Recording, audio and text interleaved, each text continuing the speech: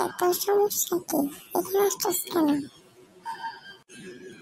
কেন রে, তোর ঘরে আসলে কি কোনো সমস্যা?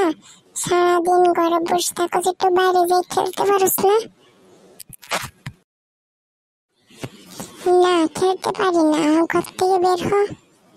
আমি যেটা ইচ্ছে সেটা করবো, তোর কি? আমাকে তুই জ্ঞান দিতে আসছিস না? তুই নিজে বাইরে যাইতে পারোস না, আমাকে বলস? যা, বাইরে যা। আমি তো যাচ্ছি, আমি তোর মতো ঘরে বসে থাকি না। তো যা না, আবার দাঁড়িয়ে আছিস কেন? যা। যাচ্ছি যাচ্ছি।